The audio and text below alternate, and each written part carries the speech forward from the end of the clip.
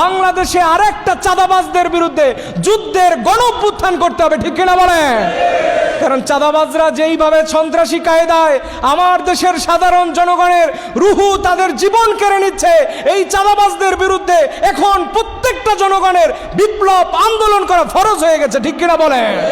কারণ কোন জালিমকারীদেরকে এই বাংলার জমিনে দ্বিতীয়বার স্থান দেওয়া যাবে। তারা কি শুরু করছে? মনে করছে 17 বছরের দাপট দেখা যারা ভয় পায় নাই তারা তো এখন চাঁদা দেয় না। চাঁদা দেয় না বলে চাঁদা দিবি না, তোকে দুনিয়া থেকে শেষ করব, এরকম এক শ্রেণীর নয়া চাঁদাবাজ জ্বালাইছে কিনা, ঠিক কিনা বলেন? এই চাঁদাবাজদের বাংলার জমিনে দ্বিতীয়বার জায়গা দিবেন আপনারা?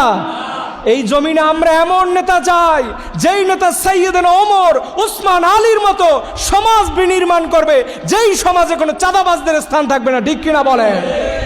খবরদার, আপনারা মনে করবেন না 2, 4, 5 জন মানুষকে শহীদ করে দিবেন আর এরপরে আপনাদের চাঁদাবাজির রাজত্ব এই জমিনে কায়েম করবেন। এটা মুমিনরা বেঁচে থাকতে এক বিন্দু পরিমাণে তাদের স্বার্থকে হাসিল করতে দেওয়া হবে। চাঁদাবাজদের বিরুদ্ধে দাঁড়াবেন। জীবন দেওয়ার মালিককে। আপনি দোকানদারি করেন, আপনি যেই প্রতিষ্ঠানে আছেন, যদি মনে করেন অমুক নেতাকে যদি চোখ রাঙানি দেয় আমাকে শেষ করে দিবে, কেউ যদি কাউকে, আল্লাহ যদি কাউকে বাঁচিয়ে রাখে, দুনিয়ার কোনো নেতা নাই তাকে হত্যা করতে পারে, ঠিক কিনা? এটা ঈমান, এটা বিশ্বাস। কিন্তু তাই বলে চাঁদাবাজদের দোকানদার ভাইরা একটু শক্ত হন, এই জমিন থেকে ইনশাআল্লাহ চাঁদাবাজদের কোনো স্থান থাকবে।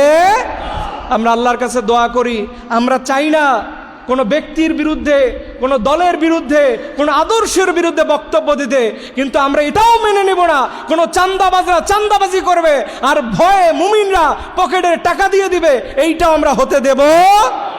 আল্লাহ পাক রব্বুল আলামিন যেন আমাদের এই বাংলাদেশকে চাঁদাবাজ মুক্ত, চাঁদাবাজি মুক্ত একটা সোনার বাংলাদেশ হিসেবে কবুল করে। সবাই বলুন আমিন।